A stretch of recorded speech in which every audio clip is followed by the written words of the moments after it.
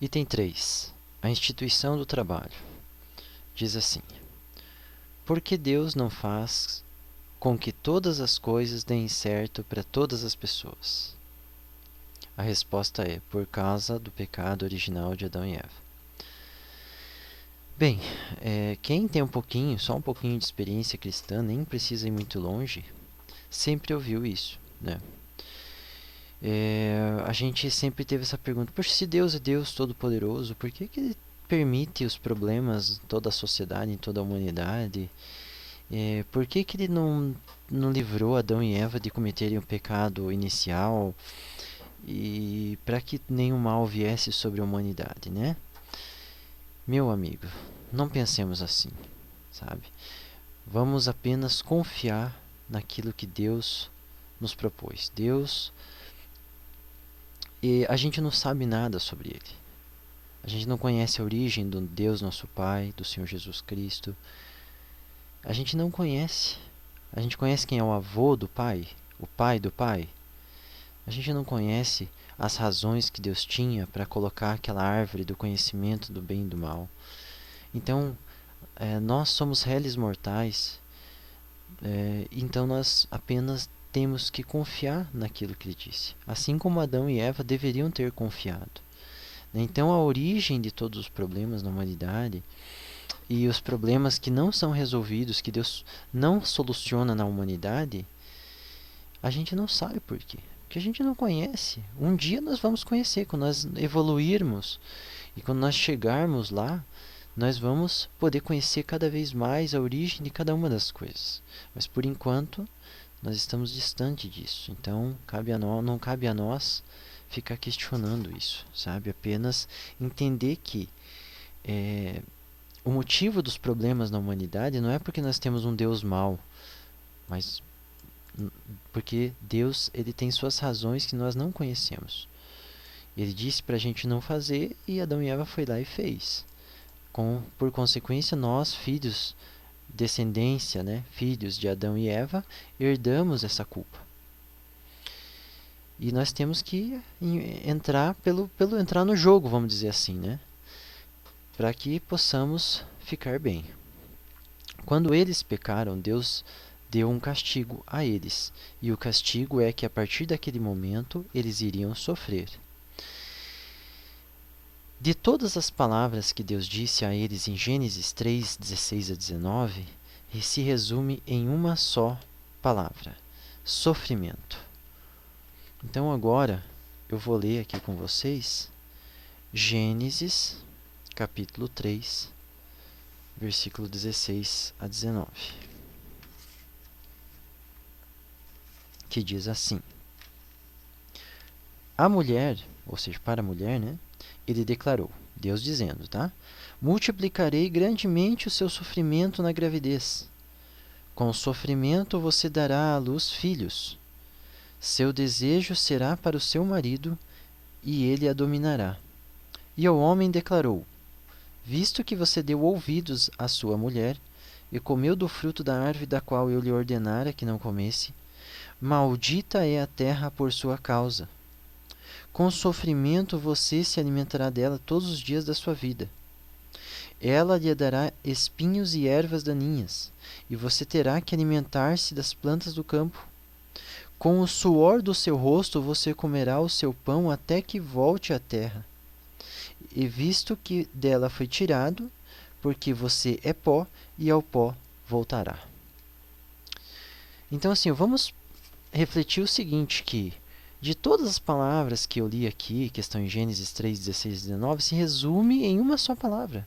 Deus disse: vocês vão sofrer a partir de agora. Antes do pecado de Adão e Eva, eles estavam bem, estavam numa boa lá no Jardim do Éden. Não precisavam ter sofrimento nem trabalhar. Eles tinham tudo disponível. Mas agora eles teriam que sofrer.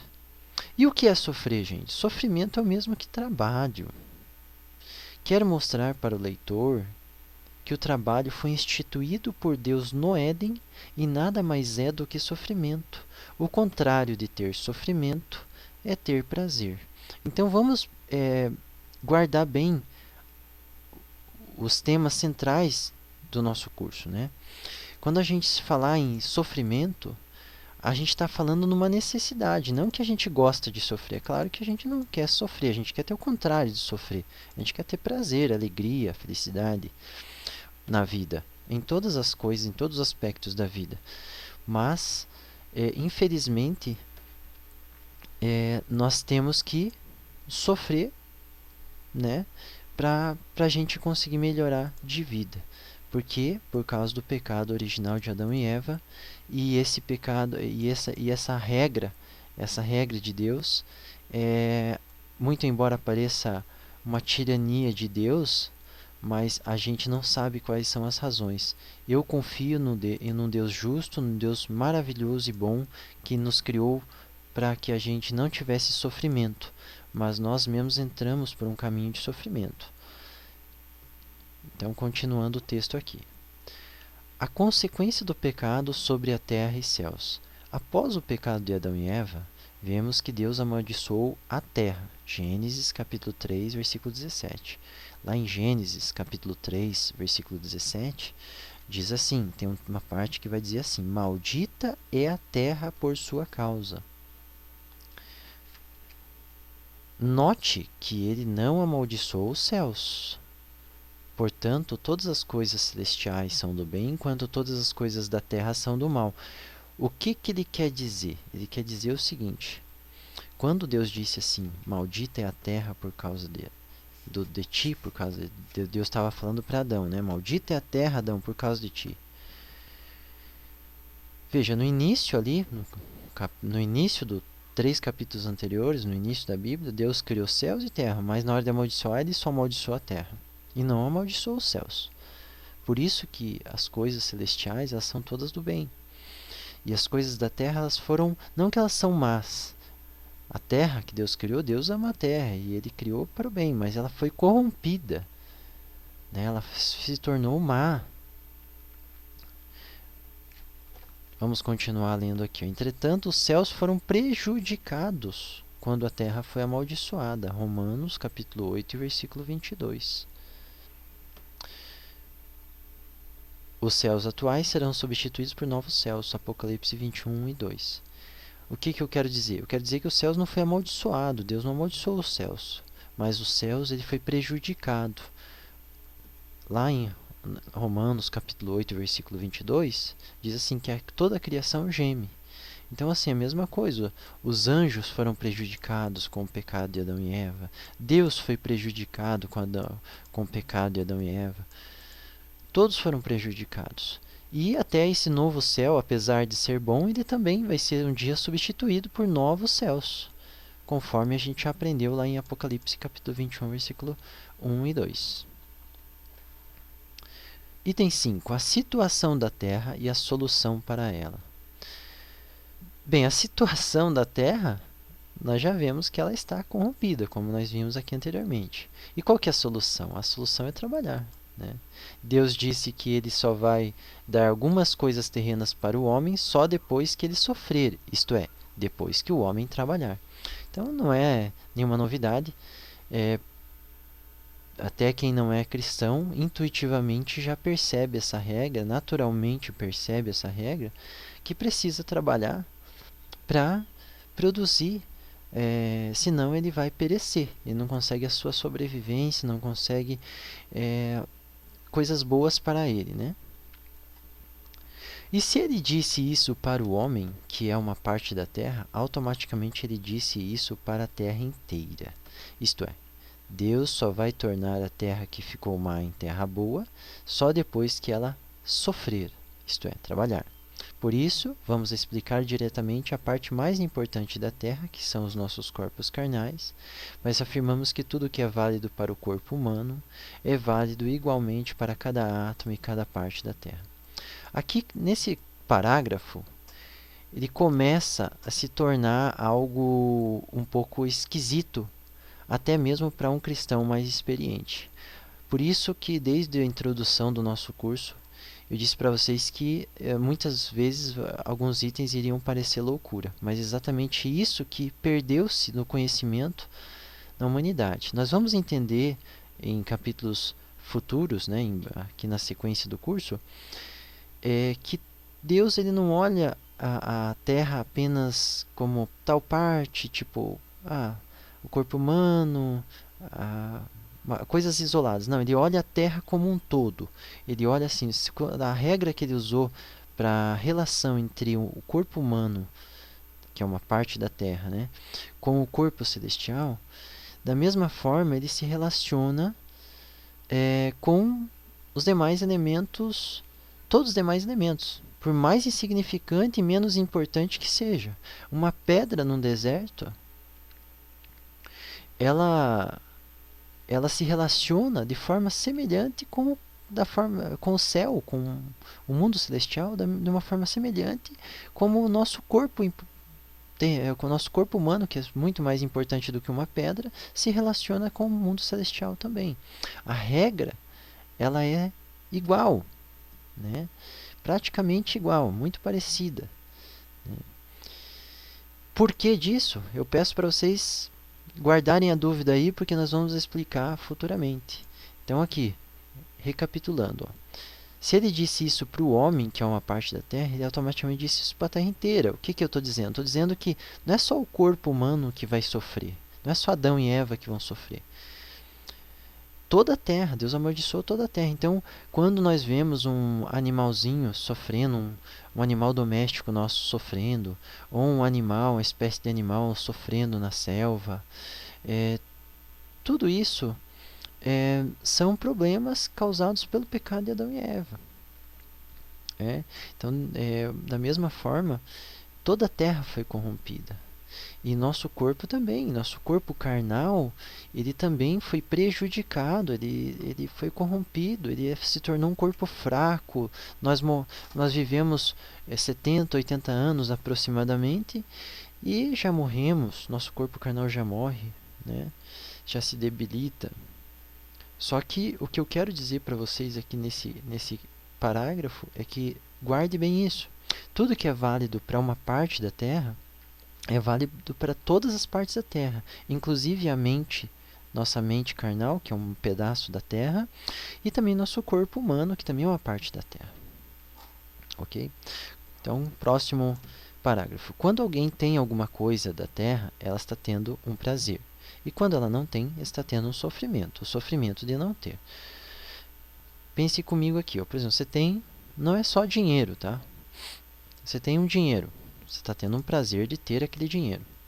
E quando você não tem aquele dinheiro, você está tendo um sofrimento, o sofrimento de não ter aquele dinheiro.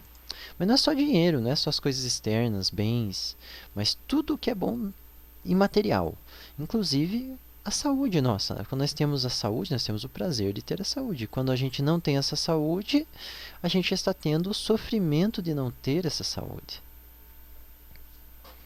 E assim por diante. Quando a gente tem um conhecimento sobre uma profissão, por exemplo, você tem o prazer de ter aquele conhecimento sobre aquela profissão. E quando você não tem, você está tendo o sofrimento de não ter aquela coisa boa, né? A coisa terrena em que o indivíduo sofreu é a coisa terrena em que o indivíduo vai ter o prazer. Agora aqui nós já avançamos no conhecimento. Compare com Gênesis capítulo 9, versículo 6, que eu vou ler em breve para vocês. Levítico 24, 17 e 21. Isso acontece depois do tempo do sofrimento. Depois do tempo do sofrimento vem o tempo do prazer. Por exemplo, suponhamos que um indivíduo adulto sofreu 5 meses o sofrimento de não ter um relógio. Depois disso virá o tempo dele ter o prazer de ter um relógio. Vamos pausar aqui e explicar. Diz assim, a coisa terrena que o indivíduo sofreu é a coisa terrena que o indivíduo vai ter o prazer. Como assim? Vamos supor assim que você está tendo hoje um sofrimento de não ter um relógio. Beleza, você não tem um relógio, você está tendo um pequeno sofrimento ali de não ter aquele relógio. Você está tendo um sofrimento por amor a Deus. Tá? Depois daquele sofrimento, você vai ter um momento do prazer. Não que seja exatamente assim, mas a tendência é assim, né? E nós vemos isso nesses textos aqui, ó. Vamos ler lá, Gênesis capítulo 9, versículo 6. Quem derramar sangue, do homem, pelo homem seu sangue será derramado, porque a imagem de Deus foi o homem criado. O que ele quer dizer? Quer dizer assim, da mesma forma como nós fazemos para as pessoas farão para nós. Se nós termos o sofrimento, o prazer de derramar sangue de alguém, a gente vai ter o sofrimento de alguém derramar o nosso sangue. É isso que Gênesis 9:6 está dizendo. Para elucidar melhor, Levítico capítulo 24, versículo 17 ao 21 diz assim: Se alguém ferir uma pessoa ao ponto de matá-la, terá que ser executado, ou seja, ser morta, né? Quem matar um animal fará restituição, vida por vida. Se alguém ferir seu próximo deixando-o defeituoso, assim como fez, lhe será feito. Fratura por fratura, olho por olho, dente por dente, assim como feriu o outro, deixando-o defeituoso, assim também será ferido. Quem matar um animal fará restituição, mas quem matar um homem será morto. Ok? Então, o que Levítico está dizendo? Aquilo que você faz para os outros vai voltar para você. Aquilo que você faz para as outras partes da Terra, para o meio ambiente à sua volta, da mesma forma como você fez, vai voltar para você. Mas eu não vejo acontecer assim. Eu vejo muitas pessoas fazerem o mal e receberem o bem. Meu amigo, essa é uma tendência. Essa regra que eu estou dizendo para vocês é uma tendência e vai acontecer. Não acontece na mesma hora, no mesmo momento. Mas ela acontece assim. Acontece dessa forma. Tudo que nós fazemos para o nosso semelhante, ele vai voltar para nós. A tendência natural é sempre assim. E se a gente muitas vezes vê alguém fazendo mal e recebendo bem, talvez ela tenha feito muito bem antes de fazer o mal que a gente não sabe. Então a gente nunca sabe. Mas lá no computador de Deus, vamos dizer assim, ele sabe de todas as coisas. E a regra dele é essa. A regra de Levítico 24, 17 a 21. E é fato, é assim que acontece. Essa regra, talvez algum cristão mais experiente esteja dizendo, não, mas com a regra cristã tornou-se misericórdia. Sim, nós vamos aprender futuramente que Deus é misericórdia também. Mas a lei de Levítico 17 a 21, ela continua existindo até hoje. E vai continuar existindo até o final, não vai passar. Nós, apesar de termos a misericórdia de Deus, a gente não deve fazer o mal, vai fazer o bem. E a gente, tudo que nós fazemos, a tendência é retornar para nós. E se nós temos o sofrimento, né, de alguma coisa, a tendência é que no futuro a gente não tenha mais o sofrimento daquele mesmo tipo de coisa. Vamos continuar lendo aqui. Então agora nós já avançamos um pouquinho, né? Nós vimos que a solução para a humanidade é trabalhar. A gente viu que nesse parágrafo que tudo o que acontece com qualquer parte da Terra acontece com toda a Terra da mesma forma, sua relação com os céus. Quando alguém tem alguma coisa da Terra, ele está tendo um prazer, e quando não tem, ele está tendo um sofrimento. Nós vimos que naquela coisa em que a pessoa teve o sofrimento, ela vai ter o prazer futuramente. E agora nós vamos avançar mais um pouquinho. Nós vamos falar um pouquinho sobre os tipos de trabalho. Há dois tipos de trabalho: o trabalho obediência e o trabalho sacrifício. Compare com 1 Samuel, capítulo 15, versículo 22. Diz assim: Samuel, porém, respondeu: Acaso tem o Senhor tanto prazer em holocaustos e em sacrifícios, quanto em que se obedeça à sua palavra? A obediência é melhor do que o sacrifício, e a submissão é melhor do que a gordura de carneiros, porque a rebeldia é como o pecado de feitiçaria, e a arrogância como o mal da idolatria. Assim como você rejeitou a palavra do Senhor, ele o rejeitou. Esse texto é importante para a gente entender o seguinte: houve um homem chamado Esaú, que ele simplesmente recebeu uma mensagem de Deus para ele, dizendo que ele tinha que obedecer aquela mensagem. Só que ele não obedeceu. E ele foi tentar agradar a Deus de uma outra forma, fazendo um sacrifício. Só que daí Deus disse para ele, ó, eu não quero sacrifício, eu quero só que você me obedeça. Qual que é a diferença dos dois trabalhos? No trabalho, o sacrifício, o sofrimento é grande e ocorre em um curto intervalo de tempo. E no trabalho obediência, o sofrimento é pequeno e ocorre continuamente no tempo. Percebe a diferença? Depois de termos algumas coisas terrenas, podemos fazer o trabalho sacrifício, que é abrir mão voluntariamente das coisas, do prazer de ter essas coisas. É deixar essas coisas, é perder voluntariamente essas coisas, é perder por amor a Jesus e ao Evangelho. Então, o trabalho obediência, o trabalho obediência é aquele trabalho que a gente guarda os mandamentos de Deus.